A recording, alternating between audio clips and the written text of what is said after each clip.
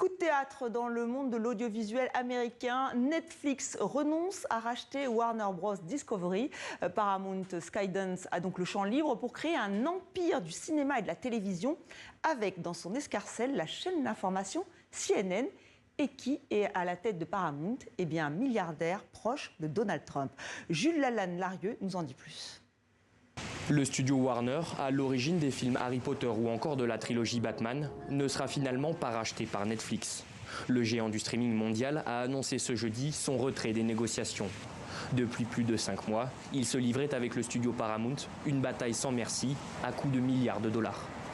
Nous refusons de nous aligner. Nous avons toujours été disciplinés. Mais au prix nécessaire pour s'aligner sur la dernière offre de Paramount, cette transaction n'est plus attractive financièrement. Historique, l'annonce de ce revirement de situation a suscité de nombreuses réactions, notamment politiques. Plusieurs médias américains rapportent que le retrait de Netflix des négociations serait aussi lié à une résistance croissante de Washington. Une probable ingérence politique, certainement motivée par la présence dans le giron Warner de CNN, chaîne de télé fréquemment dans le viseur du clan Trump.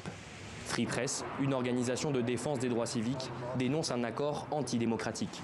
Cet accord met en péril notre démocratie en donnant à une famille de milliardaires complaisants un contrôle encore plus grand sur de vastes pans de notre couverture médiatique, de nos chaînes de télévision et de nos studios de cinéma.